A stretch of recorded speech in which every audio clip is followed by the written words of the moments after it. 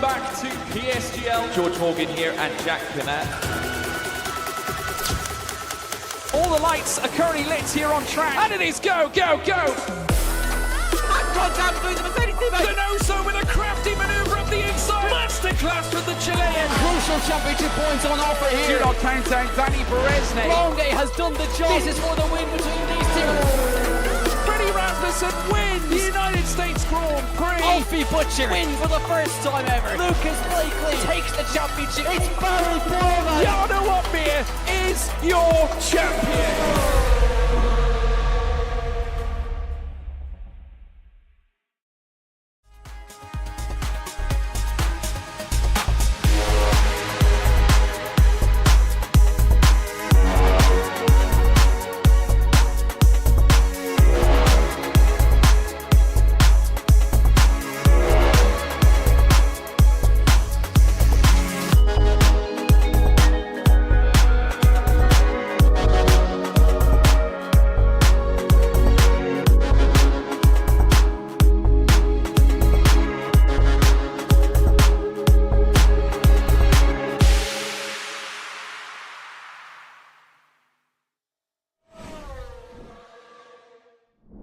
Good evening everyone and a very warm welcome. It's time for round 8 and we've landed in Mexico. One race today, one more next week, and after that we will know who is crowned the winner of the PSGL PCF4 season 39, and hopefully tonight we can narrow that down to a couple of drivers to come. I'll be your host for tonight. My name is Mitsky, and as per usual in the commentary box, joined by Max.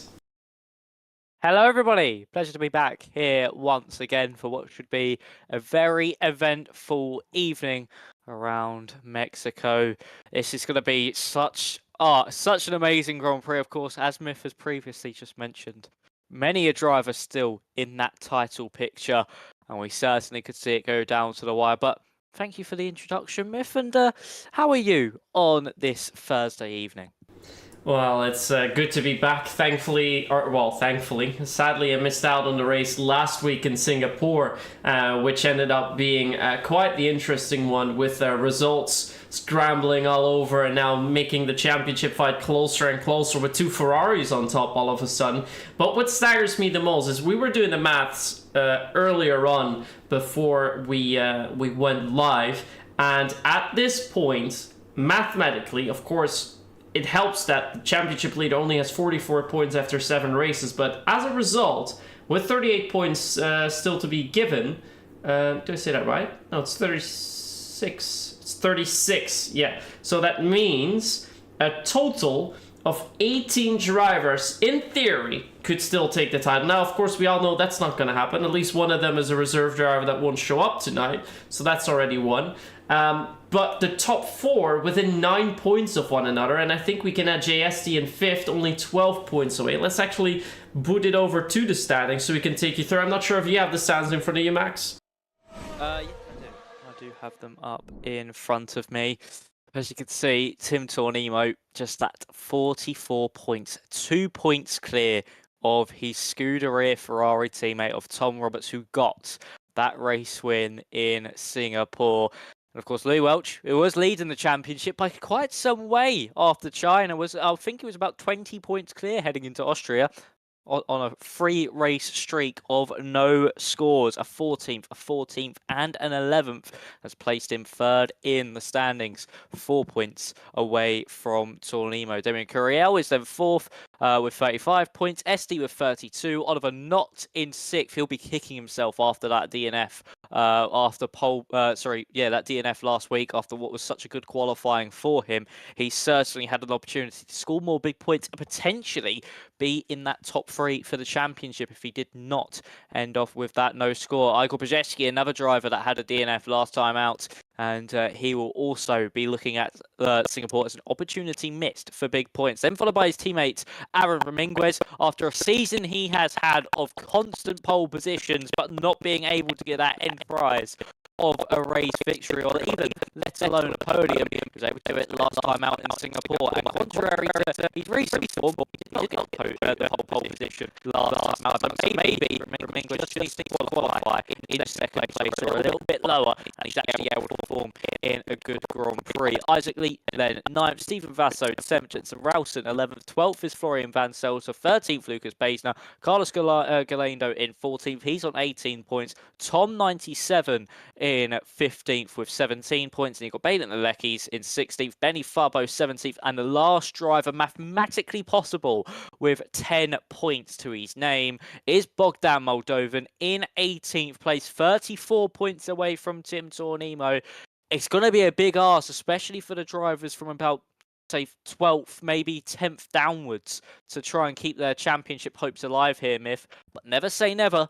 We don't know what's going to happen over the course of these next 2 rounds. Yeah, and the way that's going now, if nobody of the top 3 claims the race win tonight, perhaps not even a finish on the podium, we could see a championship fight with 10 drivers come into the final round of Abu Dhabi next week. But of course, we first have to see how it's all going to play out here in Mexico. As for Aaron Ramirez, very pleased to see he got his first podium of the season. Perhaps that's the little magic that he needs, not get a pole position that will make him do better in the race. Certainly help with scoring more points and being only 17 points off of the championship leader at this stage. It does show that, as you already said, after the heartbreak he's had with perhaps the epitome of that in Austria, that he still has a shot at taking it. In the meantime, though, we are going to prepare ourselves for the qualifying session. The drivers were asking to ready up. Just take a look if we are already loading in, and it looks like we are currently loading in. We'll probably be about 18 or 19 drivers here tonight at the Autodromo Hermano Rodriguez, of course named after the 2 Rodriguez brothers, of which one of the brothers, Ricardo, it was. He sadly passed away here in 1962 during a practice session.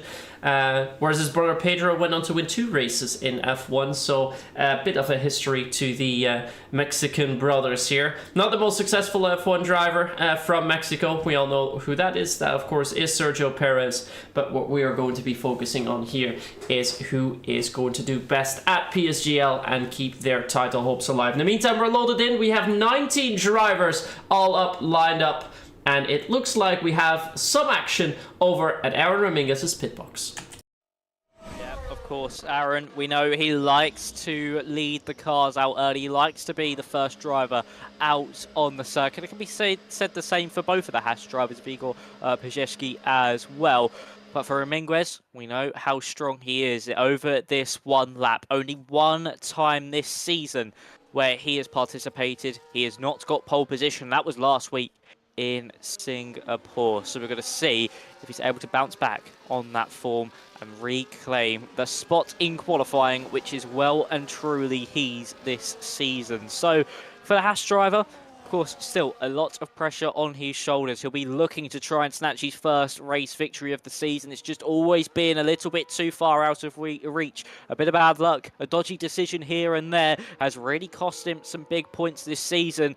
And coming out of the likes of Austria, he'll be looking at things thinking, I don't think the championship's on anymore, but still, with that possibility here in Mexico, after championship favourites have faltered at some dear moments in the season, Ramirez still in that hunt and looking to keep his championship hopes alive. So as Ramirez heads out of the stadium section through the final corner, Myth, take us away with the first lap here in Mexico. So here we go then, on board with Aaron Ramirez, charging down the Recta Principale, the longest straight that we have here in Mexico before the heartbreaking zone into the SS Moises Solana, where he approaches now turns 1, 2, and 3, braking hard into the third gear, before speeding up slightly, taking a lot of curb as he should, moving out to the exit nicely with a little bit of a slide as he now heads down the Recta Trancera before braking into the Essa del Lago. And that's when we are going to approach one of the most famous corners of this track, the Horquilla, which is also referred to as the Horseshoe. That's where we're at now at 6. And then we are going to move on to the S's almost already towards the end of the second sector, which we will be at after yesterday, and that was a great entry into turn 7, taking so much curb there, and Raminga's doing it very, very well not to get track limits as well, and it's looking very smooth through that S section. Now, hard braking into the Foro Sol. That is your stadium section. So we're going to get a nice look at that. That is a big slide coming in. Not sure if that cost him all too much time. And then the final 2 corners, the Peraltada, 16 and 17. Make sure you don't clip anything on exit and slide into the wall. He does not do so. And the first lap time we have tonight is a 1:13.0. But by that looks of it, Max, we're going to dive into the 12s tonight. And that should hopefully be pole time later on. Yep, hopefully it will be. Teammate Pajewski follows in suit with 0.1. And there we go, Isaac Lee into the 12s. 1 minute 12.8 from the Mercedes driver. Quickly followed by Damien Gurriel to go just 4 thousandths quicker than the Mercedes driver to snatch that provisional pole away. Tornimo, your championship leader, 13-0. Super close between the field so far. Benny Farbos up to 4th place, carrying on his strong form after getting pole position last time out in Singapore. Riley Blunt now coming up to the line for the Williams outfit. What's this going to be? Slowest of all, 13.9. for the Williams man. Now all eyes after those first runs turn their attention to the man who was so dominant at the early stages of this season, the Alpine man of Louis Welch, who just really tried to gain such a huge advantage after China and just hasn't really been able to do anything since. Struggled in qualifying. That's correlated to getting stuck in the mid-pack in the Grand Prix, and this is such a super important qualifying for him to get that confidence back on track, but he invalidates out at turn 12, and unfortunately for Lewis, that is all he wrote for these first runs of qualifying. Ralston, Gottschalk, Basner, Esti are not the drivers you usually expect to be in the pit lane after those first runs. They go out of sync most of the time, and they're about to come out now to start their first attempt at qualifying. But for Damien Curiel, perfect so far. Of course, the driver 4th in the standings, and he's looking to try and take that championship lead. He's only got 2 podiums so far this season. Other than that, the highest he's finished is 7th, so it just shows being in those points here, Miff, throughout the season, even if it's just small points, it's so crucial to your championship challenge. Yeah, we've seen our championship leader at the moment hasn't won a race either. 4 podiums to his name with 2 times a 3rd place and 2 times a 2nd place. That's all it took to be at the top of the table for now, even if it's just by 2 points. The drivers that have just exited pit lane, Jensen, Ralston, Gottschalk, Beisner, JST and Oliver Knott, they did come out earlier on. Assume they did invalidate, and that's why they're out so early for their 2nd runs, as I think we will be watching either Gottschalk or Beisner, and that will be Beisner because he is the one leading the pack now heading into the Foro Sol.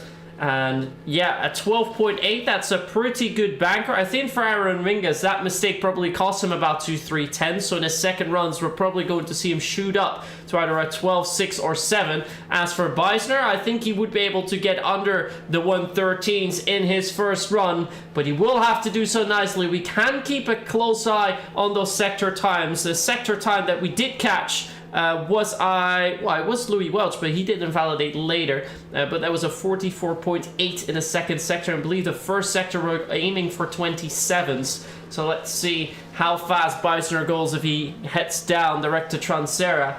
And he does come through indeed at a 27.9. The high zones, but hopefully he can improve a bit in that 2nd sector. Yeah, hopefully so. He's a 10th down on poleman Damien Curiel's 1st sector, so still lapping quite well. Probably be around that Carlos Gilando area at this current state of affairs, but we'll see now as we head through the S section. Just look how committed he is. The car seems to be an absolutely on rails through that middle part of the lap. So as we head through the middle sector split at 54.9 for the V-Carb, as he flicks it into turn 12 very aggressively there for the V-Carb. We then slow it down through 14, then 15, and then until the Peraltada. Is this going to be good enough for Lucas Beisner to break into that top 5? It'll be a tight run to the inside line. Beisner to the line.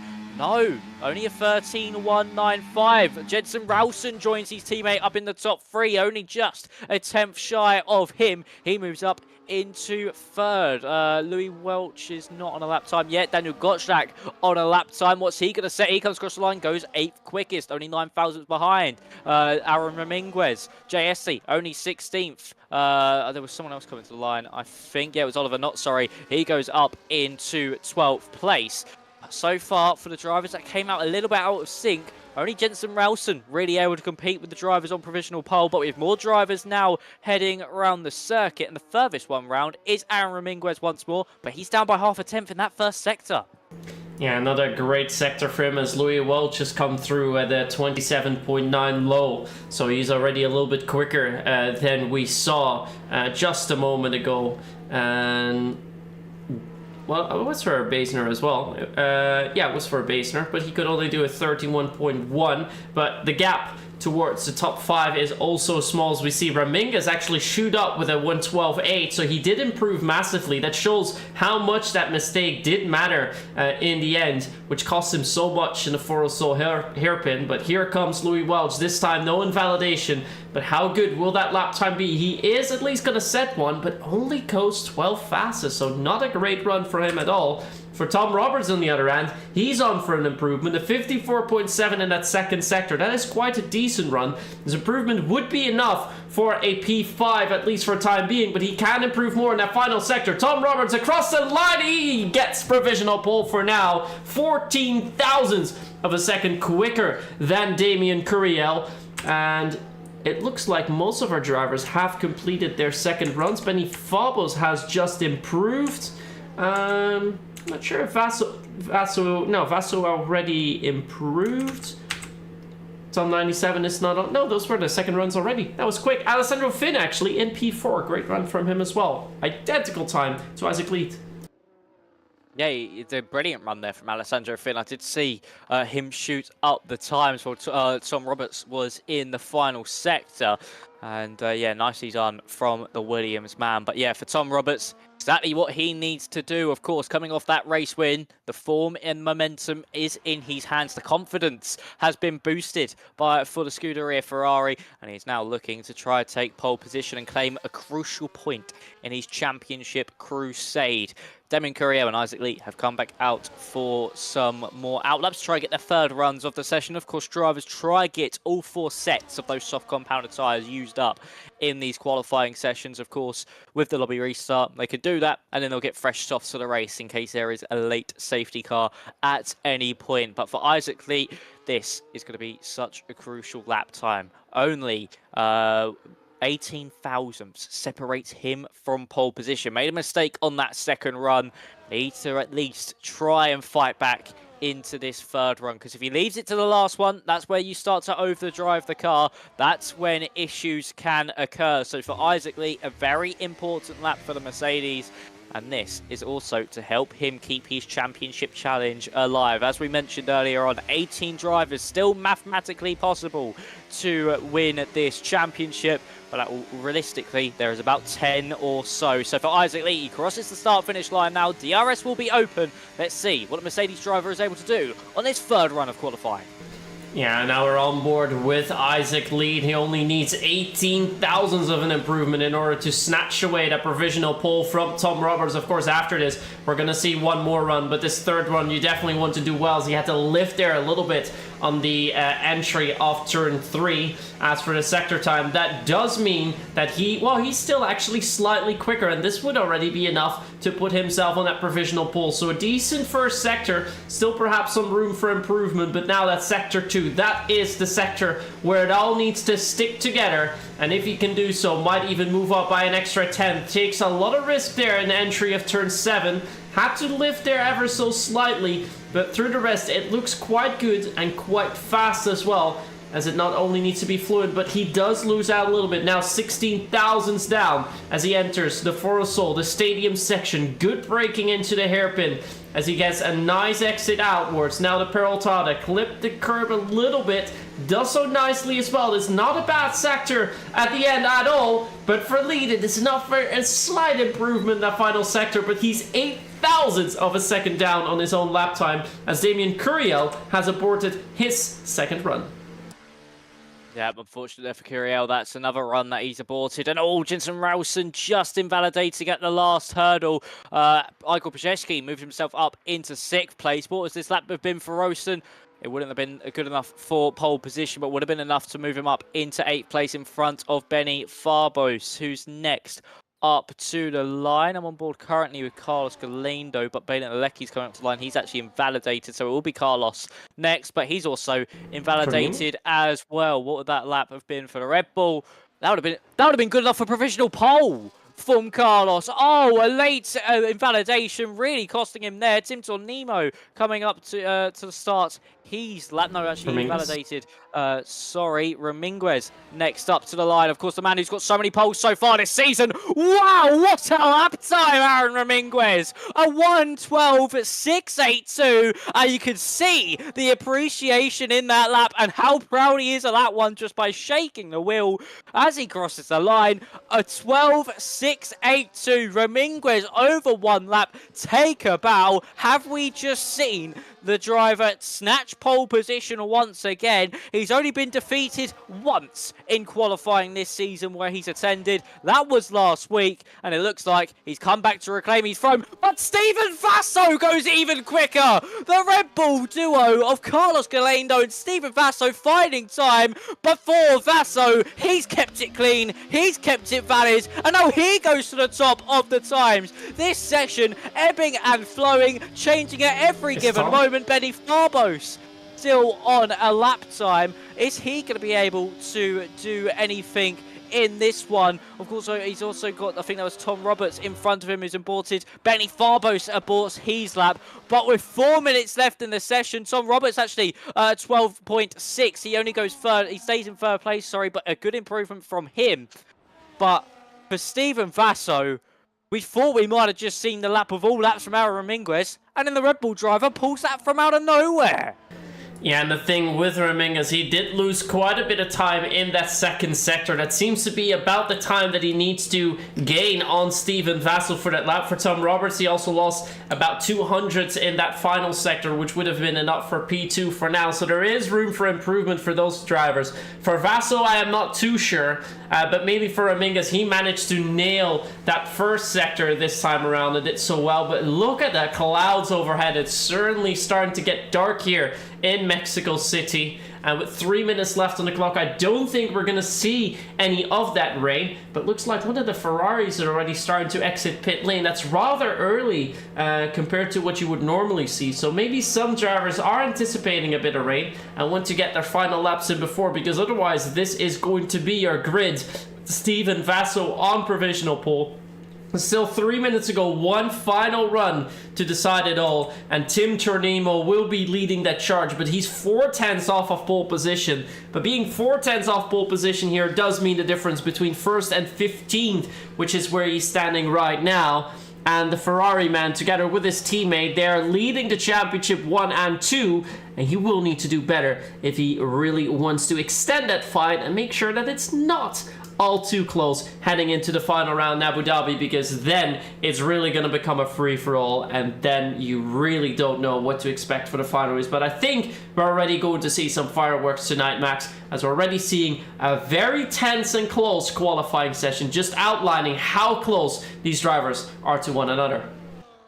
Yep, it really does. You've got to hold your nerve in sessions like this, because any little error could be the difference between you and that coveted 1.4 pole position. And for someone like Tim Tornimo, who's leading the championship, it will extend your buffer to at least 3 points, and that could be so crucial at the end of the season. Every point matters, and for Tim Tornimo, that quest for that first point, a big improvement is needed to be found if he wants to snatch pole position away, but you can't count anything out here in qualifying in Mexico. We learnt that with Stephen Vasso's lap time, but a bit wide through turn 1, and he's actually, I think, elected to abort that one. Yes, he has got time to do so, so he backs off and is just going to wait his opportunity again. Jensen Rowson is just a little bit further back from him in the Mercedes car. He currently lies in 10th place with 1 minute 12.961, down by half a tenth in that first sector, but can easily be found in this middle part of the lap. Up into the horseshoe of turn 6, a double apex to right-hander, very difficult to get right on corner exit, but he's also aborted his attempt. He knows he has time to do that. Raminguez has retired. Has he crashed on track? He Has has. just He crashed is. on track? Yes, he has has. not moving in the parallel time. Turn 16. He's binned it in qualifying session, so he's not going to get pole position this time round. As we are watching Daniel Gottschalk, who's on for 27.8 in the first sector. That's about a 10 slower than we saw Ramingas do, and he hasn't validated as well, so he won't be improving. Damon Curiel then, he is also in the second sector. Lead is not too far behind. But for Damon Curiel, currently P4, needs to improve by about 2/10, but is only up by 23 thousandths of a second. Perhaps there is an improvement for him in that final sector, otherwise he is going to stay put in a P4. Tom Roberts we're going to watch in a moment. Lead we're going to watch. Vaso is still out there on track. Curiel has aborted. And Isaac Lead has set a purple second sector, so he's on for an improvement. But how much is that improvement going to be? It surely should be enough to at least put himself up to forward. Balandalekis is now forward. Here comes Isaac leading. He goes fifth. 3,000 of a second away. The flag is now down. Tom Roberts is down the first sector by 43,000. Stephen Vaso has elected to go in pit lane, and that caused a yellow flag, but that is not going to matter for the drivers coming out. Igor Priazeshki now want to watch. He's up by almost 2/10 in that middle sector as Vaso retired now. Igor Priazeshki, can he snatch pole away? The pole that was so often dominated by his teammate in that Haas. Just has 2 corners left to go. Was already on for a massive improvement. Is it going to be a 7 or a 6? It's pole position for Igor Piasecki. 4,000ths of a second. And Tom Roberts is still on. Tom Roberts is still, he's invalidated. No. He's invalidated at the final bit that would potentially be enough for pole position. Rowson's gone in. Beisner's still out, but it's not an improvement. Tom 97 doesn't improve. The only driver that's currently still on is Patrick Dackmeyer, but he joined qualifying so late he's not going to set a lap time. Igor Piasecki takes pole position by 4,000ths of a second, Max. When one Haas falters, the other prevails. And Igor Piasecki, oh, he's going to be so happy with that lap. When the pressure was on, he had to keep his nerve through that final sector. When you see you're improving by that much, you start to get a little bit jittery. You start to overcomplicate things. But Piasecki did not. He kept his nerve. And wow, what a pole position that was. And Stephen Vaso came oh so close to that pole position spot at a crucial point in the championship. But your qualifying order is as such. Piasecki on provisional pole, gaining that 1 point for his championship challenge. Vaso second, Raminguez third. Roberts, the man second in the standings, in front of the man third in the standings. Fourth and fifth there for Roberts and Welch. Look at that top 5, separated by less than the 10th. Galendo sixth, Alecki seventh, Lee 8th, Curiel 9th, 10th Finn, Fabos is 11th, 12th Gottschalk, 13th Rosen, Basner 14th, 15th for Tom 97, Oliver not 16th. Championship leader on Tim Tornimo in 17th. And then I couldn't catch quickly who was at the back of the field there. I'll quickly do it now. I know Dackmeyer is in last. I think it could be JSD down there. Yeah, JSD 18th, Riley Blunt 19th, and then Patrick Dackmeyer in last place. A very, very close field. I mean, the top 10 were separated by, I think it was around about 2/10 of a second. That just shows how tight this field is and how much of a difference this qualifying does make, and that in the Grand Prix, it's still anyone's game, especially with the DRS trains we're going to have. Yeah, we're going to have a lot of DRS trains, of course, on this track. We have 3 DRS zones. That is already quite a bit. We have one with detection at turn 15 that's just exiting the Foro del Sol, and then the zone on the main straight. And there's also, with the same detection point from turn 3 to 4, your second DRS zone. And then you have a detection between turns 9 and 10 that is right in the S's towards the end of it. And then after the S's, so on the Recta del Ovalo, heading towards the Foro del Sol, your third DRS section. So a lot of DRS to stay close to one another, and a lot of overtakes that we're going to see all the way through. Just people leapfrogging one another, letting each other go. And the final lap, the final few laps is when things are really going to kick off. As for Piasecki, though, for him it's important. He picks up that extra point. He was tied on points with his teammate Ramingas and Oliver Nutt.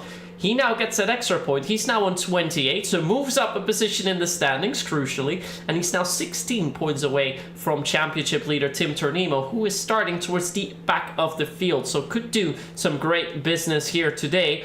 as Piasecki has only picked up 1 podium this season. That was in Brazil.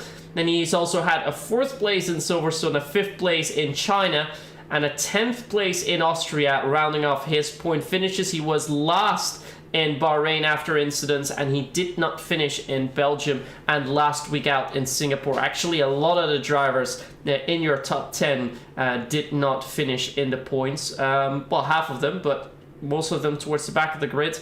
And Tom Roberts, crucially, moved himself up in championship contention, 2 points away from his teammate in Tim Tornebo. And Tom, on the other hand, did qualify quite well. So from the drivers that we really should be expecting of a lot, so Raminguez is quite up there, Curiel's up there, and Louis Welch and Tom Roberts are there with Piasecki. The rest further down to the grid. So it's a bit of half-half that we see here in qualifying session, Max. Yeah, it is. It seems like some drivers in those top part of the championship standings just performing that little bit better in qualifying this evening, and then some drivers in that top half not performing as well. But for Tom Roberts and Louis Welch, this is a big opportunity to capitalise on Tornemo's disappointing qualifying, down in 17th position for the Scuderia Ferrari driver. And that is going to be oh so crucial if he loses out the championship. Even if it's by a mere couple points, he can look back and just say that this was the race which could have just decided it all for him. But luckily, Mexico, many a place to overtake around this circuit, so he can't count anything out yet. He could still make his way up through the order.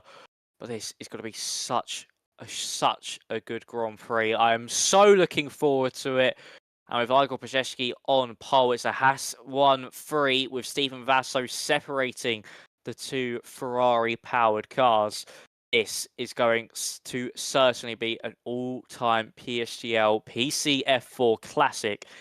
I mean, to make it the penultimate round of the season with so many drivers still in the fight, and the likes of Raminguez, Piasecki, and also Vasso fighting to keep their championship challenges alive, they're going to be so aggressive because they know they've got nothing to lose, but everything to gain in that aspect.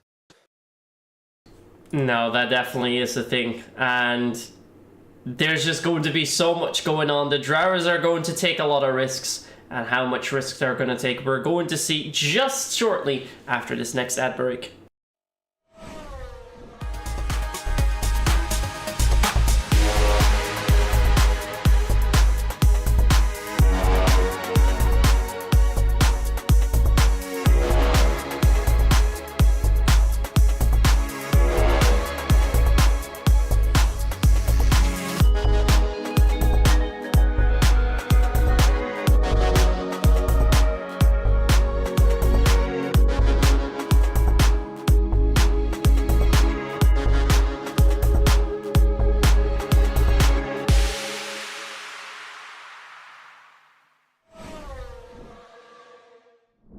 So we are then back with the race results of last week out when we headed to Singapore. It was pole position for Stephen Vasso, who almost repeated the feat tonight. As for Raminguez, he's starting on the same slot as he did last week. A 3rd place on the grid meant that he finished in 2nd. Let's see if he can repeat that feat tonight, and where he did so well to put himself back into championship contention. But yeah, pole position was for Vasso, a very tight grid here as well, with your top 6 within 2 tenths, your top 3 even within about half a tenth. And then in the race, we saw 2 penalties being dished out to JST and Florian Vanzelter, but those 3 seconds meant that their final position did not change whatsoever. They still stayed in 3rd and 4th place, which was great news for ST, who's quite up there in the championship fight. For Vanzelter, he mathematically was in it, but he's not there tonight, so that is no good for him. And for Vasso, well, good qualifying session,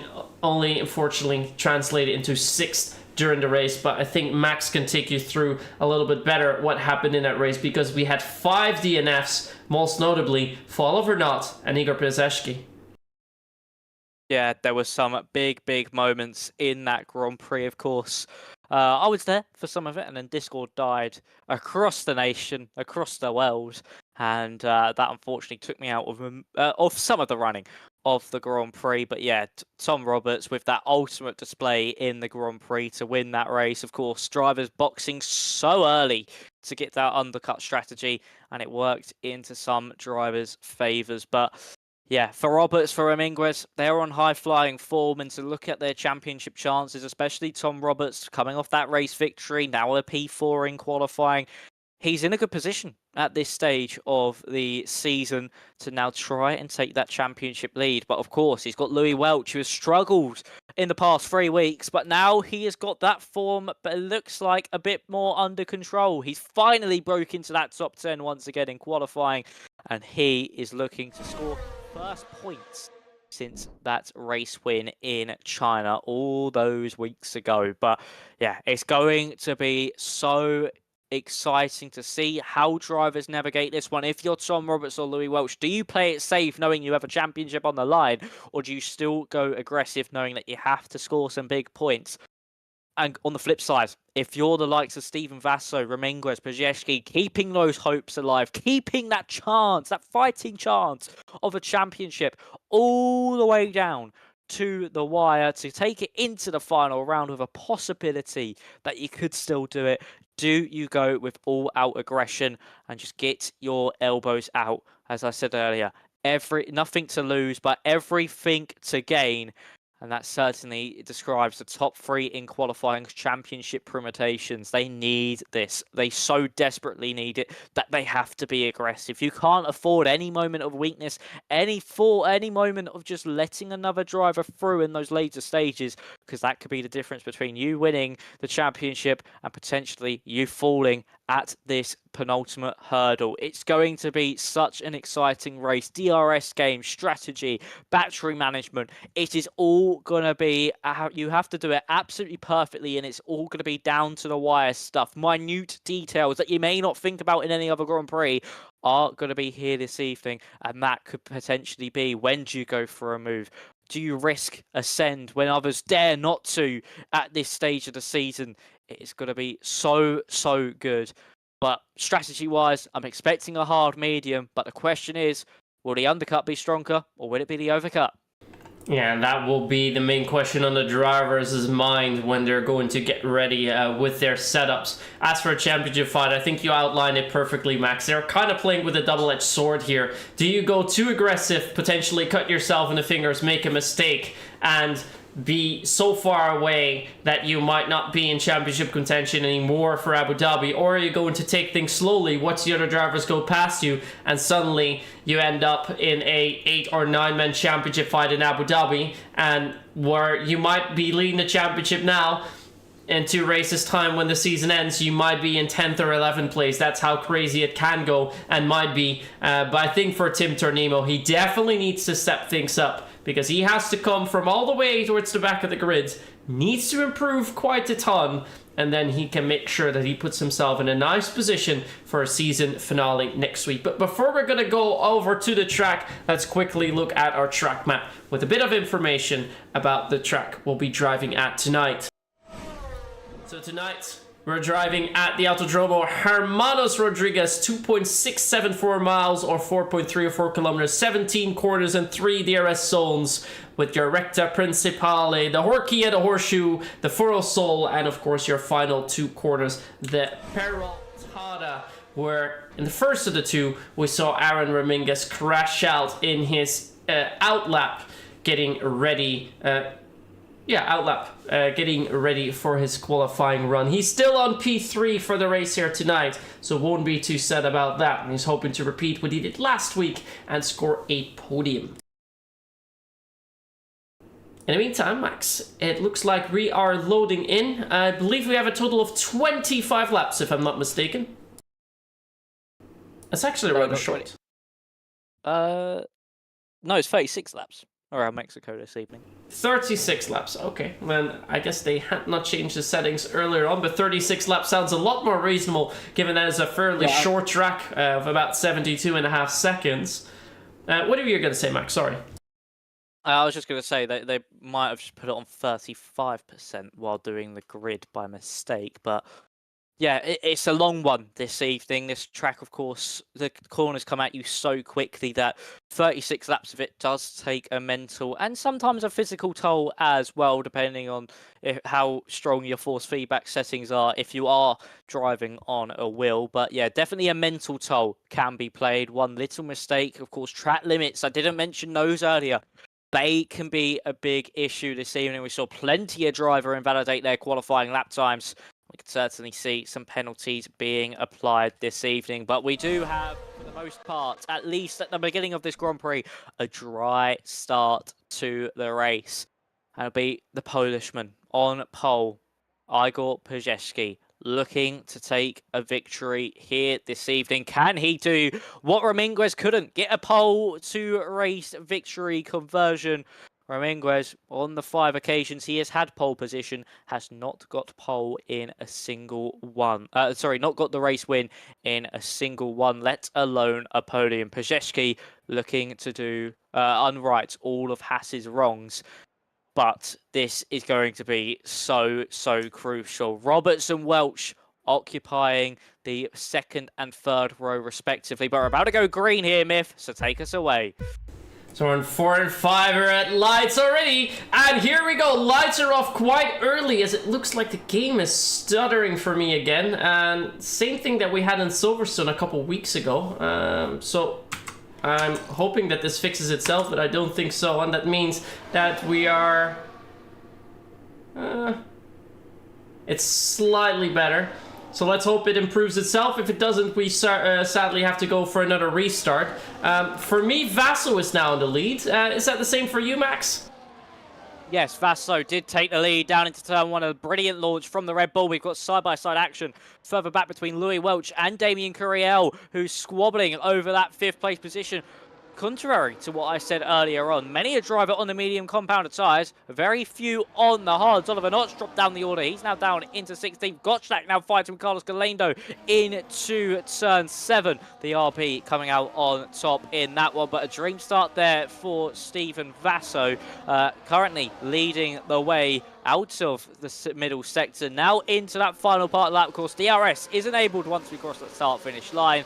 And that is when Vasso will become quite vulnerable. Gottschalk really making some moves. He's now past Baden Leckis up into 8th place in that RB. Really got those elbows out in the opening stage of this Grand Prix. Vasso up 1 place, of course. Gottschalk is your biggest gainer, up 4. Tom 97 and Carlos Galendo, your biggest losers, down 3 places and 4 places respectively. As talking about Galendo, he's now fighting with Baden Leckis down into turn 1. Is he going to go for this move? No, he's not. He's going to sit behind the kick Sauber for now. But a dream gets away from Stephen Vasso. Of course, got pole position in Singapore. Wasn't able to convert that into the race victory. But can he do that here this evening? But it does seem so far this season that pole is a curse. Nobody who's got pole position this season has actually got a race win from it. No, we're currently seeing if the issues are starting to stabilize a little bit. Seems to be going a little bit smoother, so let's hope it stays like this. Otherwise, we will have to go for a quick restart. The timings on the left are not updating as fast as I would like to see so for this 36-lap race. So if the issues are going to persist, then we will quickly have to restart. It's a little bit of a bug that we currently have with the F1 24 game, and it shows how crucial restarts are. Otherwise, the game will just be giving you a lag fest. I think I'm going to take the decision just to restart it real quick. Means we will lose out the next 2 to 3 laps, but hopefully Max can keep us all updated in the meantime while we get everything sorted. Go on with Max's radio commentary then for you lovely ladies and gentlemen at home watching what could be quite a crucial Grand Prix. Carlos Galendo going side by side with Jensen Ralston. There was a switch for 2nd place with Ramirez getting past his teammate Igor Pajewski there for the 2 Haas drivers. A nice organised swap between the pair. Tom Roberts looming large now in the mirrors of Pajewski. Not being able to get a move done. Lucas Baisner now going for a move on Carlos Galendo after Jensen Ralston was able to get by. Now here's Lucas Baisner to the inside line. Able to get by just like that. Up into the horseshoe of turn 6. Nice stuff from the RB. You've got side by side further back. That's Benny Farbos versus Tim Tornimo. Tim, your championship leader, not making much progress off the start, only up to 15th position, and now got JSD all over the rear end of him. The McLaren driver looking to try and move up into 15th place and demote Tim Tornimo down to 16th. Not able to get the move done as Tim now looking at in front of him to Benny Farbos, not able to get the move done. So your drivers on the harder, Alecki's Galendo, Farbos, Not, and Patrick Datmeyer from Ingres now sets the fastest lap on the Grand Prix, and a brilliant launch out of the Bertana for Tim Tornimo, but not able to get the move done on Benny Farbos, who just uses his battery strategically. Further up, is there going to be any switch for the lead? No, there's not, but it could be a switch for third place, as there goes Igor Brzezinski trying to defend from Tom Roberts, nearly into the side of his teammate, but everything stays as it was, with Brzezinski occupying that third place spot in front of Roberts, but the Ferrari is going to keep fighting this one as we head up into turn 4 and 5. Round the outside goes the Ferrari, but Brzezinski, able to put the throttle on earlier, was able to get in front into turn 5, and Tom Roberts will just have to sit behind for now. So for Brzezinski, as we head into turn 7, he's now looking at trying to maybe get back by his teammate, as Alessandro Finn was able to get past not only JSD, but also Tim Tornimo as well through turns 4 and 5. The Williams driver having a beautiful move round the outside there, through on the exit of 6, should I say, as we now enter on to lap 5 ever so shortly. Stephen Vasso still leading that way from Aaron Minguez. Alessandro Finn now holding up a massive train at his final part of the lap. That's Oliver Knott to the inside of Tim Tornimo. This is for 16th place in the Grand Prix, and Finn with a big slide out of the Peraltano. This can allow JSD to get the run he needs to attack the Williams driver, and there goes Aaron Minguez switching for that race lead, and he gets past Stephen Vasso, who is finally dropped down to second place 5 laps into the Grand Prix, and he's now back within that Haas salvage, but this time it's Raminguez who leads the way from Igor Brzezinski, with Tom Roberts not being able to apply the pressure this time around to the second Haas driver. And are you back in now, Myth? Because it has been quite an eventful opening few laps, and I hope everybody at home can now start to see the action unfold as Esti round the outside through turn 4 gets past Alessandro Finn. Yeah, we just got back in when we saw Aaron Raminguez take over the race lead from Vasso, and it's actually starting to pull away quite a little bit, about half a second away already, with Riley Blunt being the first driver to pick up a 3-second time penalty for track limits. Likely many more to follow, but I'm curious to see what our position changes are for tonight before we're going to look at the tire usage. Raminguez is up by 2, Piasecki down by 2, 3 places gained for Curiel, 4 gained for Gottschalk, also 3 gained for Ralston and Beisner. Galindo Carlos dropped from 6 to 12, and Alessandro Finn also dropped significantly from 10 to 15. GST's up by 4, so it's another good run, and Tim Tornimo and Oliver Knott have traded places. Those are drivers we have to keep an eye on for tonight for the championship fight. Let's move over to the tires. Most drivers are out on the mediums. The only exceptions to that are Balandelekis, Carlos Galindo, Benny Fabos, Oliver Knott, and Patrick Dackmeyer. And those are also the drivers that have lost a little bit of positions, but that might help them on later on during this race. It looks like we're going to have mostly a one-stopper as you usually see, and this time most drivers opting for medium hards. Yeah, it does seem like that is going to be the ultimate strategy around here. Maybe just because those mediums wear so quickly that they're not optimal at the end of the Grand Prix. And that's why a majority of them have gone on this medium hard strategy. The other drivers thinking the mediums could do well once they've burnt a lot of fuel, and that will be the key factor. But for a majority of them, Farbos, Knott, and Datmeyer are now 2.3 seconds behind the main train, because of course they've had all that squabbling at the back. Now it's going to be difficult for them to get back within DRS range of the top 12. So Stephen Vasso still in that second place spot, still in that Haas sandwich.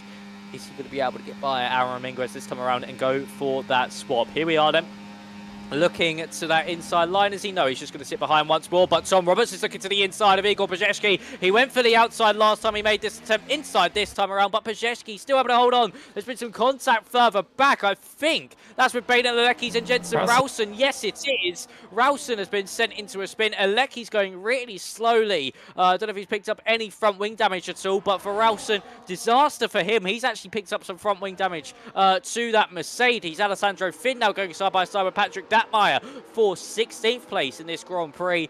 But for Jensen Ralston, I don't know what's happened. Tim Tornemo's picked up 10 seconds for ignoring yellow flags. I think Tom97 might have got involved in that incident as well, because he's dropped now down the order quite substantially. I want to know what might have happened there. Was it contact with Tom, which then caused Ralston to spin into Aleckis, or what happened there? But it was 3 drivers involved, and 3 drivers have gone tumbling down the order. Yeah, and this is bad news for Tim Tornemo, who is leading the championship. Don't forget that. He's now up in 14th, but those 10 seconds will be added in his next pit stop. So whether he can appeal or not, that is going to be a tricky one, especially with the safety cars. Balinaleki sped in the pit lane. He is going to retire from the race. Of course, was already involved in that incident with Ralston. He has gone into the pit as well. Same goes for Riley Blood. So some early pit stops for the medium runners, not switching over to the hards. But perhaps we might see a safety car later on down the line, as this is a track where safety car can come out quickly if one of the drivers just messes up slightly at either the Forosol or the Peraltada section, so towards the final sector of the track. Further up ahead, not too much has changed, and I think most of the drivers are just keeping each other in check. I think for a time being, I just want to keep an eye on Damon Curiel, who's already made up a few positions, but now really feels the hot breath through Isaac Leeds breathing down his neck, and the gap ahead about 4/10 to Louis Welch, as he still sits comfortably in 6th place. Yeah, Isaac Lee needing a big charge to try and get past Damien Curiel, because of course they both have DRS out of the Peraltada. So will he be able to do something here in that Mercedes? Get a good launch out of here, and he could get alongside by the time we reach down into turn 1. There'll be DRS over. He's the closest driver in this top 10 to go for a move. I say that Galeno is able to get past Lucas Bays, and those medium tyres will surely start to be dropping off a cliff ever so shortly as Vaso now takes that race lead away from Aaron Raminguez. And for Curiel, Curiel was able to stay in front there of Isaac Leet, and the Mercedes driver not able to get through just yet. But those medium tyres really are starting to struggle, because you can now see the rise of the likes of Galendo climb up through the order on those hard compound tyres. Now a late lunge to the inside of Gottschalk, nearly contact between the pair, but beautifully avoided by the Red Bull. He knew he went in a little bit too hot and just slammed on those anchors into turn 4 just to make sure there was no contact made between the pair. For Galendo, he lives to fight another day. But those hard tyres really starting to come into their own, as you've, of course, seen more drivers come into the pit lane off those mediums. Tornemo, Esti and Finn all in. They're, of course, trying to do the undercut to catch up to the rest of the field.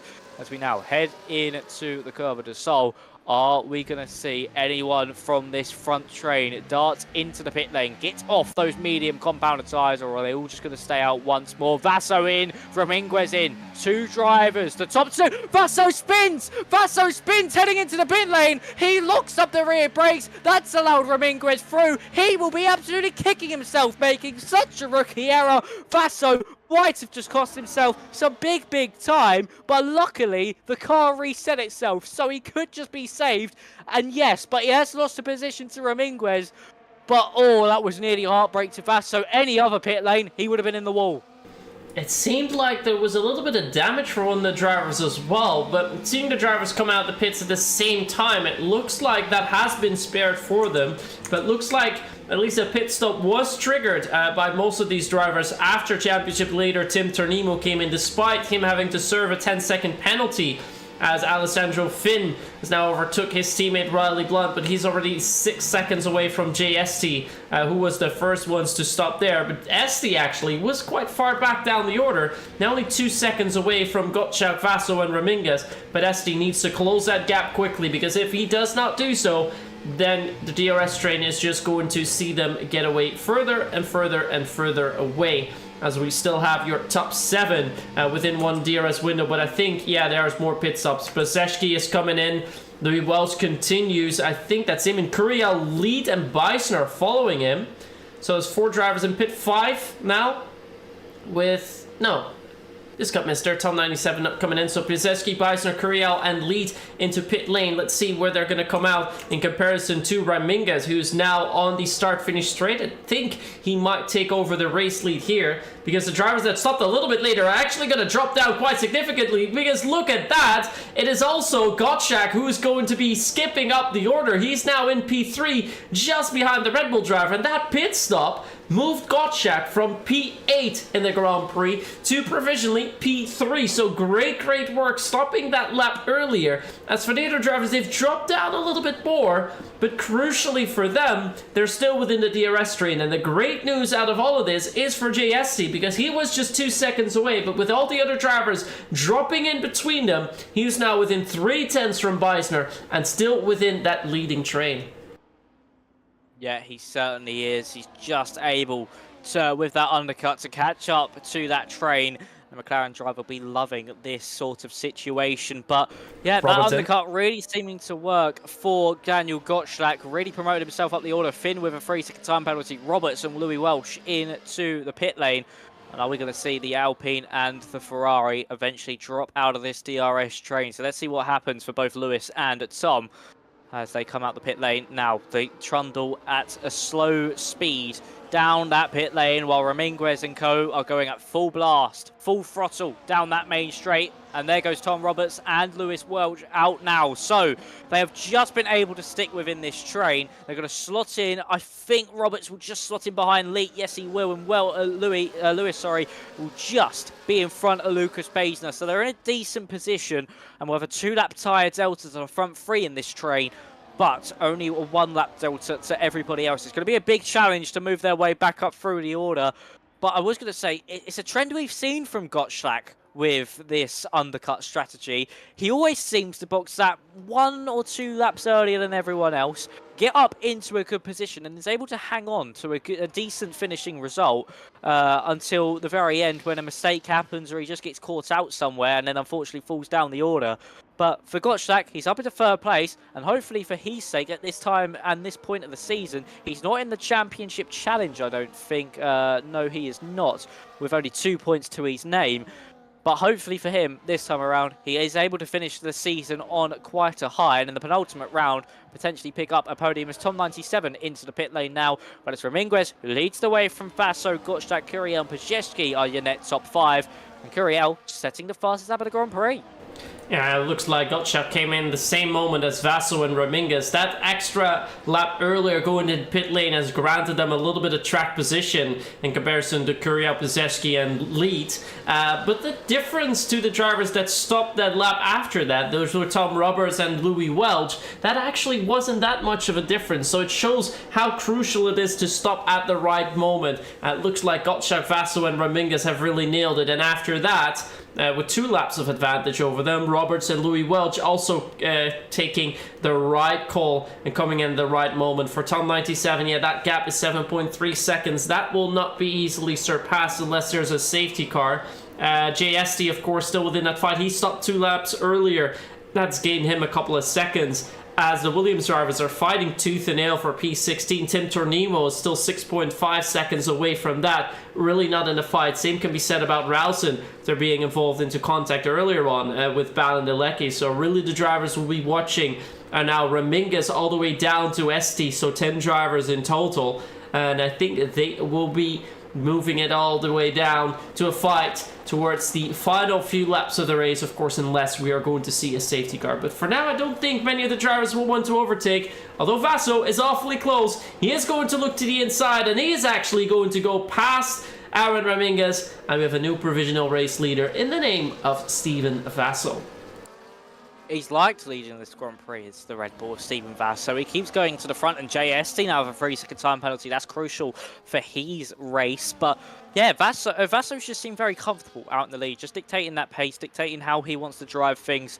And I mean, if he's able to just strategically play this one till the very end and may potentially drop down to second just before the final few laps, he certainly could put himself in a very nice position. Lewis Welch is trying a move on Tom Roberts in front of him. Also needs to be careful of looking in the mirrors for Lucas Beisner behind in the V-carb.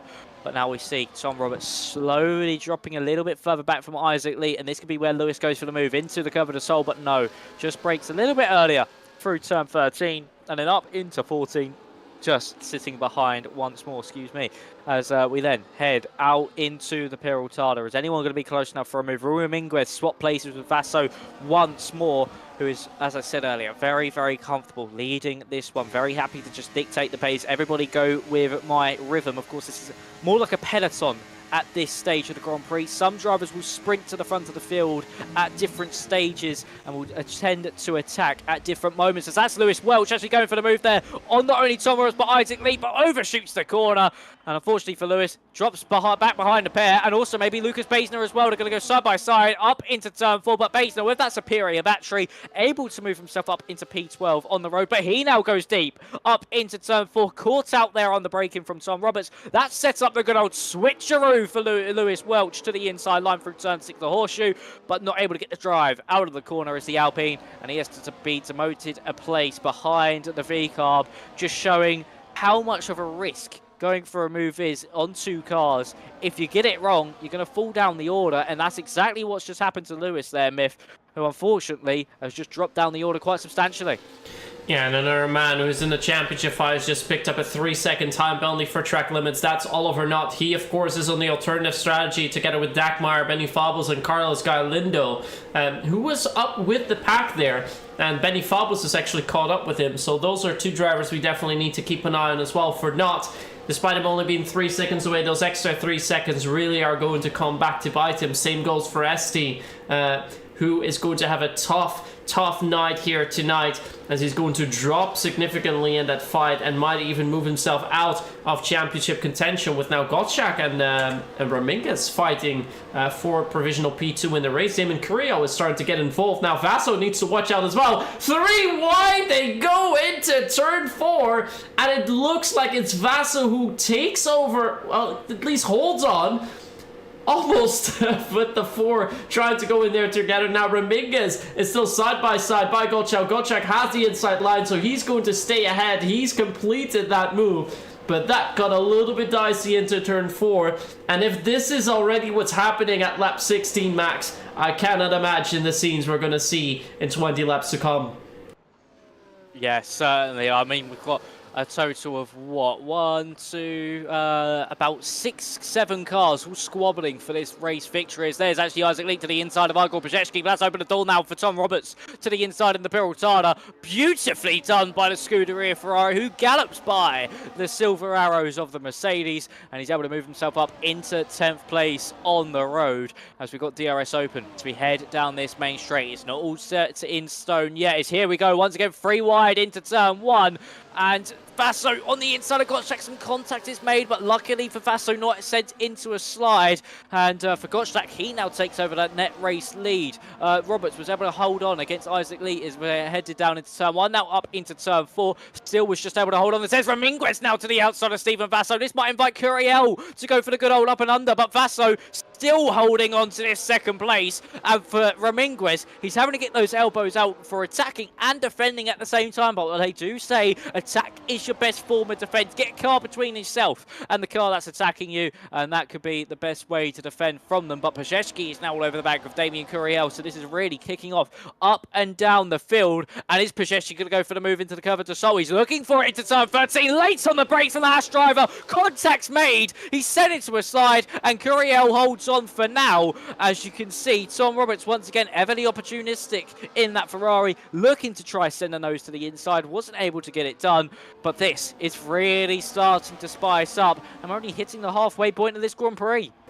Yeah, and I think the drivers are already starting to realize they're a little bit stuck in the place where they are now. They need to get further up the field because there's likely not going to be any more pit stops. With now Vaso taking over race lead, provisional race lead from Gottschalk, we have another yellow in sector 3, and that is for Riley Blunt, I think, who's come into pit lane. Perhaps had a little bit of a slide there as well. Retired now from the session. So no points for Riley tonight as we see Isaac lead with a big slide into turn 4 as he wanted to take the double onto Piasecki, but as a result now drops down the order and finds himself behind Beiser in P12 with Louis Welch hot on his tail. So really needs to be careful here and not overshoot a little bit. We saw him overshoot 2 laps ago into the Forosol hairpin. He tapped the back of Damon Curiel ever so slightly. No damage was caused, thankfully, for both drivers. but Isaac Lead is the one who's taking a little bit of extra risk, and for now it's not working out well, as Oliver Nutt just picked up his second 3-second time penalty of the race. We see a send from Louis Welch into the Forest Soul. This was a clean send onto Isaac Lead, but will he be ahead coming out of the Peraltada? He is indeed. That is a massive move from Louis Welch, and he is now up in P12, provisionally of course P8 in the race, but he needs to move up more and more if he wants to make sure that that championship fight is not as exciting as it should have been for him, as we have a big fight heading into turn 1. There's a moment for Gottschalk after some contact, and all of a sudden Damien Curiel finds himself in provisionally P2. This is all kicking off up and down the field. Boys, you're only on lap 19. Don't get involved in a massive incident now. It'll be detrimental to your Grand Prix. As you can see, Gottschalk with another big slide, trying to go side by side with Igor Pajewski. Roberts now to the inside of Lucas Basin, who was able to get past the Ferrari just a little bit earlier on. And Roberts able to stay in front through turn 6. But calm down, lads. It's so early at this stage of the Grand Prix to get involved in fights like this. You don't want to be involved in them. Just keep your car clean. I know there's a championship on the line. You're fighting for your chances, but you can't afford getting caught up in an incident that could end your championship challenge before it even really begins, heading into that final round in Abu Dhabi. And for Tom Roberts, he is just trying to navigate this chaos. But as we can see further up, just look how nose to tail the field is. You can cover this train of cars with a blanket. That's how close they are. Not a gap over 3/10 of a second. As here comes Curiel and Stephen Vasso. Here comes Raminguez following him through in that Haas on the Red Bull. And you can see Vasso just trying to keep it to the inside. This also helps him defend from Igor Brzezski for that net third place in this race. And a big slide for Vasso. I say that to help it defend, but a big slide on traction out of turn 3 does not help his cause at all. As then Gottschalk to the inside of Brzezski. Roberts to the inside as well of the Haas driver, not able to pull it off. But Gottschalk with a send from about 3 back, super late on the brakes, so committed. That is a move that the RB driver has been waiting to pull off all evening, and he's done it on lap 20 of 36. There's still 16 laps to go, and the drivers really starting to get quite feisty in this one. But Curiel, half a second clear of Raminguez. He's got some good pace in that Aston Martin at the moment. And some Antonelli vibes there from Gottschalk with a lovely send into turn 4. We were on board with Tom Roberts, so seeing that move happen, and all of a sudden when he saw that move made by Gottschalk, he decided, I need to do a switchback, go to the inside. He could not go for the overtake that Gottschalk was able to complete, and now of course Gottschalk is looking to overtake Vasso as well, who is still in third on the provisional grid for now, after of course all pit stops have happened, as now Raminguez is taking over the lead of that queue. Down the inside comes Piasecki on Gottschalk. They go side by side through turn 2 and 3, but looks like Piasecki has managed to complete that overtake, so a great move by the Haas driver who started on pole here tonight, now in P4. Provisionally he's had a little bit of a slide into turn 4. Look at that, so many drivers are really trying to go for the moves into turn 4. This time on the outside we see Tom Roberts. This is a place that hasn't worked out so far for overtakes on exit of the Horseshoe Horkia, and indeed he won't be able to get past either of the Racing Bulls here and stay put in P11 for now. The gap now is starting to come down ever so slightly to the top of the field. That gap was 8 seconds, quite stale for quite a while. It's now 5.6 seconds. So it looks like the hards are really starting to give way. But seeing when the drivers stop on the mediums, I think the hard drivers need to hold on till lap 24, 25 before they can really come in. And by then, it's going to be quite a gap to surpass. But look at Tom 97. Top 97 is 4.4 seconds away. I don't think that the drivers that are currently in the lead, so Carlos Galindo and Benny Fabos, are going to be too far behind Tom 97. They will be able to catch up with him quickly. We'll have a bit of DRS as a result, but yeah, after that, it's 5 seconds of open air that they need to cut through in order to get back between the other drivers. But the great news for Galindo and Fabos, they will have each other to leapfrog one another to get that DRS to hopefully come a bit closer. If not, we're going to see a 10-man fight from Curiel down all the way to JST, who of course after that penalty won't be counted for the race win. So realistically, 9 drivers that can still take it would be Curiel, Reminges, Vaso, Piasecki, Gottschalk, Beisner, Roberts, Leet, and of course Louis Welch. Yeah, this is oh so tense throughout this field. And any mistake can cost you dearly. And we've got the top two into the pit lane. That's Farbos and Galindo coming in to the pit lane. Same with Nott and Datmeyer. So they're switching onto the mediums already. Let's see how far back they come out compared to Tom 97, who sliced that gap down to JSD to 3.5 seconds now. So Tom 97, don't rule him out from anything in this Grand Prix. He could still get a decent finish in this race as Reminguez just sits behind Damien Curiel into turn 1. And we're going to see a move from Isaac Lee on Lewis Welch in front. No, we are not, but a big slide there from Isaac with the now with the DRS open. So Igor Pazeshki is going to go for the move here on Stephen Vaso to the inside line, but is he just going to make sure that Pazeshki is boxed in ever so slightly and not able to go for the send because he's going to risk hitting his teammate? Yes, he is. And through turns 4 and 5, Vaso just able to hold on to that third place once more. Vaso, even though he looks so comfortable in the lead, when he's in this mid-pack, he doesn't seem as comfortable. He seems to struggle ever so slightly when it gets to this a little bit scruffy moments, when drivers are sending some moves he probably isn't expecting, and that could really hurt him dearly. But look at this here, Myth. Carlos, 2 seconds behind Tom 97, so around about 6 seconds separating this train from Carlos Galindo and Benny Farbos. This is going to be one interesting end to this Grand Prix. And for the likes of Curiel, Reminguez, Vaso, Pazeshki, they're going to need these race victories, or at least a podium, if they do want to keep this championship challenge alive, as Aaron Reminguez takes that P1 away from Curiel, and Vaso now looking to the inside line to just get a car in between himself and Igor Pazeshki, which he does, and he moves up to second place on the road and follows the Haas of Aaron Reminguez through. Yeah, let's keep an eye now on the lap times as well to see how much faster the medium runners are. It looks like with that extra DRS, Benny Farbos already managed to cut the gap down to Tom 97 to about a second. So in this lap, towards the end of this lap, they will have some DRS and fly past to the start-finish straight. That means that Galindo and Farbos together will have that. Then the gap is about 4 seconds to the back of JST, and then they have fully caught up with the pack.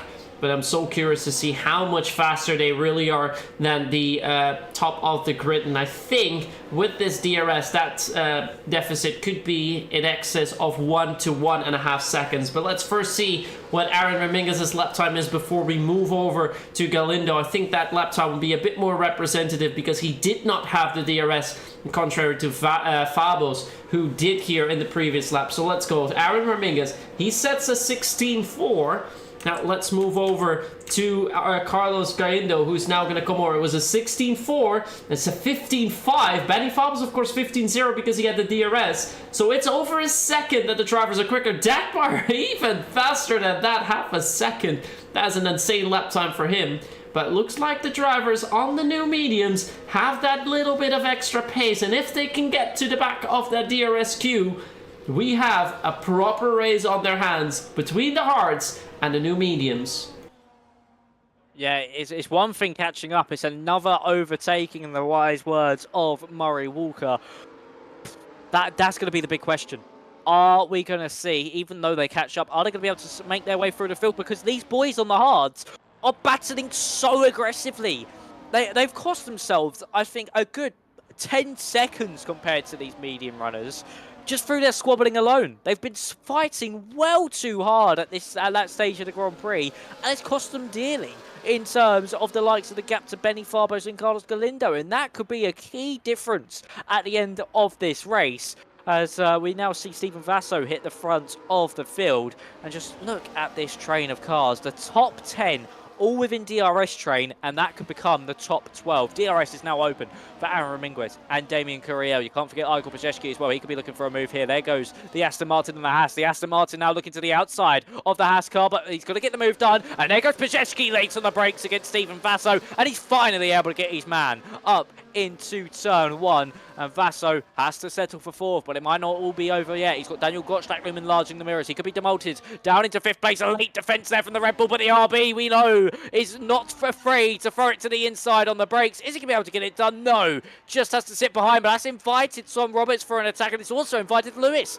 on the outside now of Lucas Basner on the outside of turn 6. He's going to be in front heading into turn 7, and he gets the move done, moving himself up into 7th place at turn 7. Beautifully done from the Alpine, but all this squabbling is just helping the 2 medium runners sneak up to the back of him. The hunters have become the hunted, and the prey is now the hard tyre runners of the likes of Curiel and Co. And Galendo, once the prey, now the predator, looking to try and get a move done on SD, and he's now within DRS range down the main straight. Yeah, they're regaining by about 1.5 seconds every lap. That is such an insane amount of game, especially in the mid part of the sector. Let's see if we go on board with Carlos Galindo. Of course, he will have the DRS now. I don't think it's going to be too easy for Benny Fabels to overtake this time, as Tom Roberts and Gottschalk and even Vaso are having a little bit of a fight with Roberts now. Oh, he's going down a little bit, went a little bit too deep. But let's see how Galindo's going. Oh, there's 2 drivers going off. That's Louis Welch and Tom Roberts, who went off at the exit of turn 3. And now Galindo is up in 9th. He's going to position himself on the outside. He will have that superior grip. He just needs to keep it tight. He's actually tapped it back a little bit there. He will be on the inside. Now needs to make sure he stays out of harm's way. And Galindo is already up into P7. He's got a lot of overspeed on those new mediums. Can take so much more speed to the course. Look at that through the S's. So much quicker than he is. If he can get a better exit, he might already fly past GSD, who instead is already making the move onto Vaso. So Galindo stays back wisely for now, but he will be able to make a move quickly. I think by the end of turn 1 to 3, he will have a few extra positions gained. But the gap has opened up for the top 3. Gottschalk has dropped down to 1.8, and Galindo on exit on the final turn already catches his teammate. He's now up into P6 as they fight side by side. They do, and the top 3 have broken away thanks to all this squabbling. It's all kicked off on lap 27, and Galindo not able to get the move done, but he's going to be so much more superior on the brakes. To the inside he goes, and is he going to get by his teammate? Yes, he is. Vaso elects to back out of that one, who actually has some front wing damage in that Red Bull.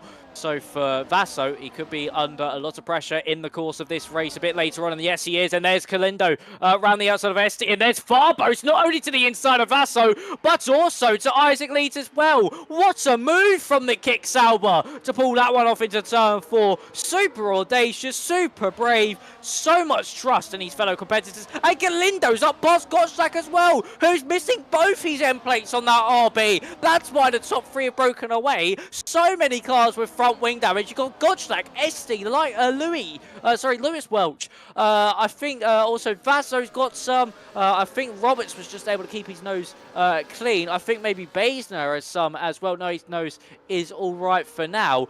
But so many drivers picking up some front wing damage. It's allowed the top 3 to break away. And for Carlos Galindo, it's about an 1/8, 10th difference between him and Pazeczki on that last lap. He was making some moves, so he is able to catch up. But for the likes of Pazeczki, Raminguez, Curiel, they're fighting for their championship chances. The same with Galindo as well. He's currently 26 points, I think, behind the championship leader. Yes, he is, of Tim Tornimo.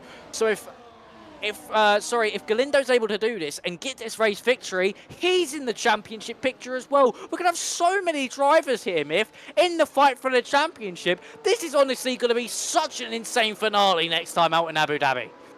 Well, it could be, but let's not forget one of the drivers who's currently within that top 5 fight is Damon Curiel. So if he picks up the race win here tonight, that is going to eliminate pretty much all the drivers that are significantly behind him. So that could at least help to make it less close. But for Curiel, it's great news because his main competitors, Tom Roberts is in 9th, Louis Welch is in 12th, championship leader Tim Tornimo P16. So they're all so far away. In the meantime, Galindo has managed to get a gap of 1.7 on to Gottschalk. He's gained about 8 tenths onto PSGL in the previous lap, so perhaps at the end of the next lap or the lap after that, he will be to the back of Ramingas, PSGL, and Curiel, who are now starting to overtake each other. Now it's Benny Fabos who's managed to overtake the other lot, so he will now be trying to play catch-up with Galindo as well. But this is a fight that is far from over, and it looks like it will be a fight between the top 5 that we have as it sits, with Ramingas leading the Grand Prix for now, Pole Sitter in P2, Curiel looking to pick up his first race win of the season, and Galindo and Benny Fabos with that alternative strategy really making it work well. And honestly, Max, I would not count them out because they're getting very, very close to the leading pack. They certainly are. SD now picks up another 3-second time penalty. That takes him up to 9. He's been overtaken by Isaac Lee and potentially Tom Roberts now as they head down into turn 7. But Roberts just able to stay in front. Jensen Rowson has retired in the pit lane. Unfortunate for the Mercedes driver. That's really just not how he would wanted his reserve attempt to happen here this evening.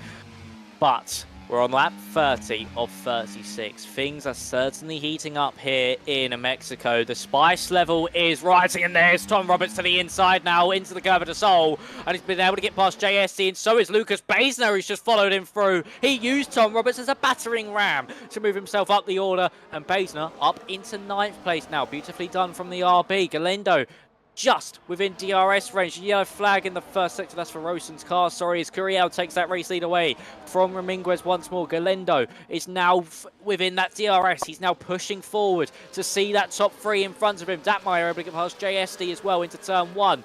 But for Carlos Galindo, this is such an important opportunity for him. Of course, he's a reserve driver. He technically could still not even be here next week, but he can still keep these championship hopes alive. Roberts able to get past Gottschalk. That was Baisner also getting, Leet also getting past Gottschalk as well, sorry. So, for Roberts, it's crucial for his championship. If he just needs an equal points to stick to Curiel. If he does win this, will bring the Aston Martin. But look at Galindo behind. The Red Bull driver getting closer and closer. He's looming large. Will he be able to get the move done? That is the question. He's getting past 3 cars, but then they're going to be able to hang on to the back of him with the DRS.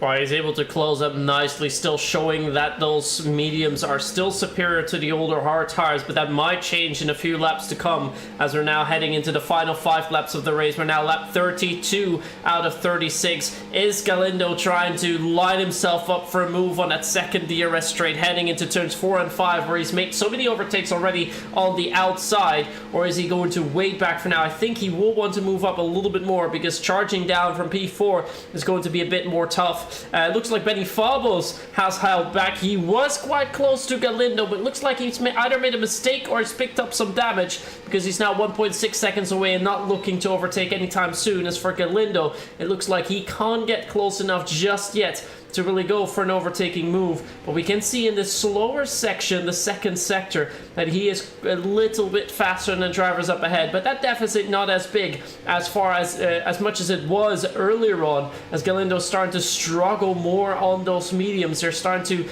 reach the end of their life. The hards will do the same thing though, but that might help the drivers up ahead still stay in the position as they are. Now it's a late send from Galindo, a little look, but that's going to cost him a little bit of time and propel Benny Fabos rather, back into that fight and make it a 5-horse battle all the way through. Of course, Fabos as well, looking to keep his championship spirits alive in this one too. Oliver Knott picks up a 3-second time penalty. So, DRS is now open for the top 5 as they head down that main straight. Is anyone going to go for the move? Is anyone going to be brave enough to go for it? Yes, we see the 2 Haas drivers pulling to the inside line of the Aston Martin.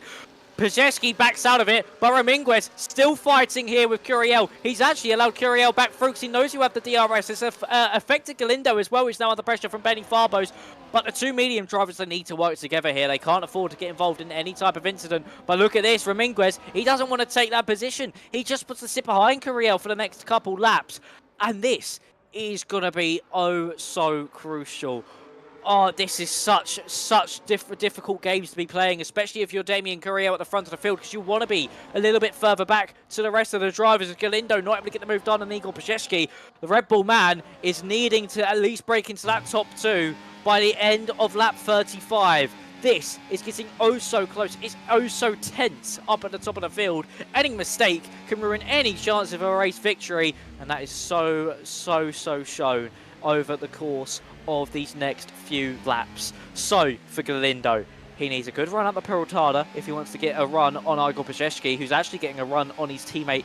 In fact, as they head down this main straight, it's DRS open for Pazeshki and also for Raminguez. Are we going to see Raminguez just back out of it once again? But this time I don't think he can. He's under too much pressure. There goes the Aston Martin Curiel. Here comes Galindo to make it 3 wide. Can he pull 2 cars off in 1? Round the outside he now goes through turn 2 and 3. Beautifully done from the Red Bull on the medium side to promote himself into that top 2. Igor Pazeshki now battling with Damien Curiel. And there's Benny Farbos to the inside of the pair of them again. Another driver getting past both Pazeshki and the Aston Martin of Curiel. And it's Farbos and Galindo in the hot seat against Raminguez. Things are getting spicy and Raminguez is in all sorts of trouble over the course of the next 2 laps.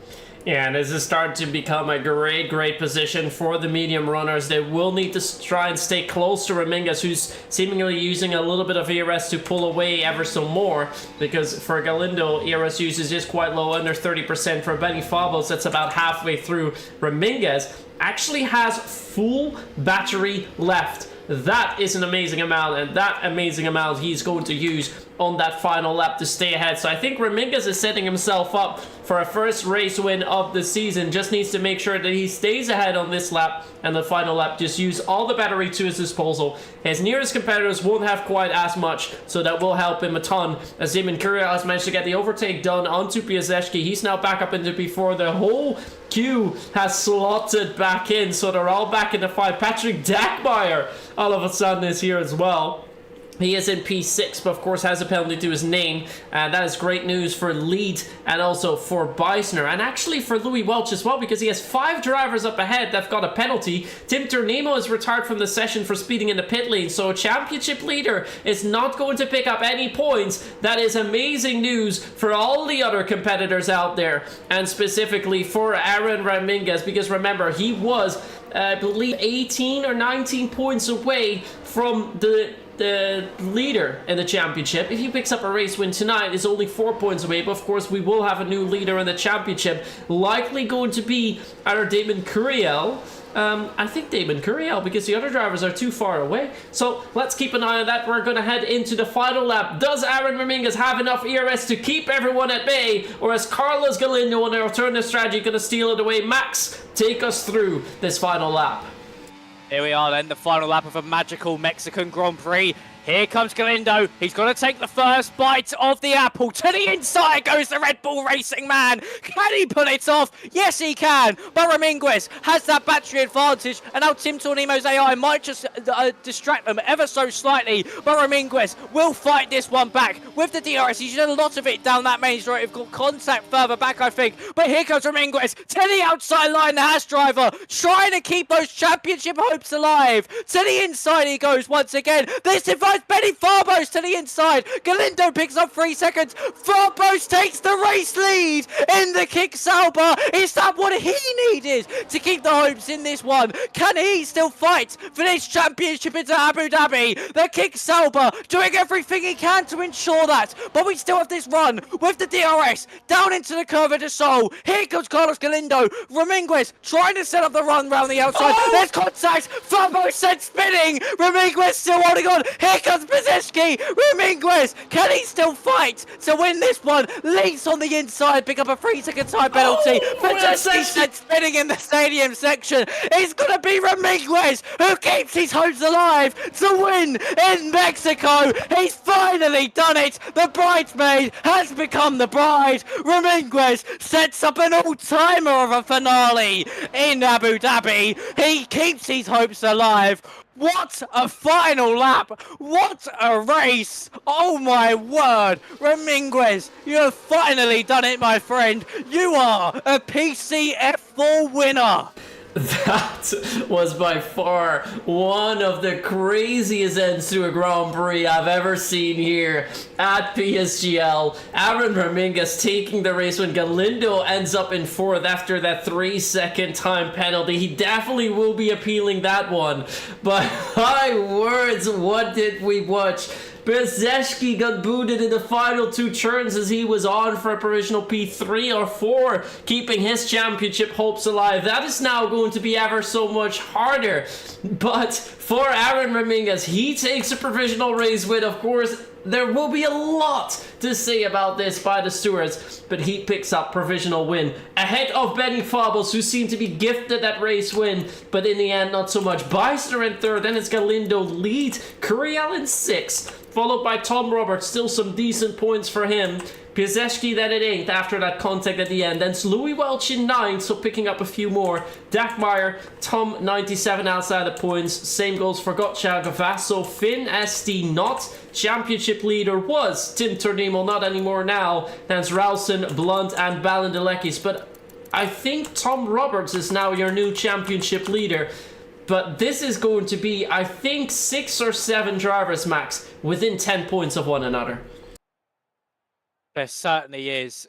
It's honestly such an interesting finale we are going to have. 10 drivers into a final round of a season. It can still go any of 10 drivers' way. This is going to be one hell of a finale next week in Abu Dhabi. Make sure you guys tune in to watch that.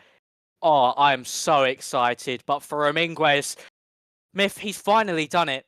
And in a race which it couldn't be any better for him. He needed this one to keep those hopes alive. He's done exactly that. And for Ramirez, it's just going to be so crucial now just to hold on to this. And can he turn this form? Has he finally clicked into that right momentum where Ramirez can still take this one? But of course, it's still anybody's game. And with a race like that, if we have that next time out in Abu Dhabi, you can see it's going to go all the way to that final round of the season. That final lap of the season, sorry. And those 10 drivers could all be in the top 10 come that final lap. Yeah, but let's be real. If this is what already happens in the second to last race, what in God's name is going to happen at the season finale with so many drivers still in with the championship fight? Of course, the stewards are going to have a field day with these results. There's definitely a lot to be looked into, a lot of penalties, some that want to be applied for. Galindo definitely wants to remove his 3-second time penalty if he can, if he's even going to try to, because I think he did overtake, or at least try to overtake on the outside of the track. So I don't think he's going to get that race win back. For Ramirez, I don't think he actually did anything wrong, so he might hold on to that lead. As for Fabos, he made some late sends as well, so there's going to be a lot of investigations into it. And I think, Max, next week we definitely need to start with the championship table, because let's remind you, these were the standings when we went into tonight. So as you can see, incredibly close where Tim Turnimo was leading the championship. And despite not scoring tonight and also not last week, he's still within that fight, Max. Yeah, he certainly is. And it's just so interesting to see how drivers who haven't scored in previous weeks are still in that fight. They're still knocking on the door for that championship. It's of course for Tim Turnimo, be looking back on these 2 races as of course missed opportunities for some points, especially Singapore. But yeah, for Tim, I think he's counting these lucky stars. The likes of Tom Roberts and Louis Welch didn't win that one, because he would have been really out of the picture for the championship. So I think he got one of the best scenarios he could have got. But of course, nothing is set in stone yet. We don't even know if Ramirez has won this one. That is, even though we're saying he has, that's because that's what we believe at the minute. That's what we know, is that he has won the Grand Prix. But the stewards' room is going to be flooded, and I mean flooded with investigations after that race, especially that final lap. I mean, I don't know what's going to happen. We are certainly going to have to start with what happened in the stewards' room next week because there could be so many changes. We could have a completely different order of the top 10 by the time we reach Abu Dhabi next week, and it could mean that some drivers have been eliminated from the title fight. Yeah, definitely could be, but let's just do quick maths based on what we saw now. Well, I don't think that's going to happen, but if the provisional results stay as is, Tom Roberts is going to pick up 2 points. 4 points, sorry. So he's going to move 2 points clear of Tim Tornimo, will be the new championship leader on 46. Tornimo stays on 44. Louis Welch is going to pick up 2. He will be up to 42 points. Curiel is going to pick up 8 points, I believe, move on to 43.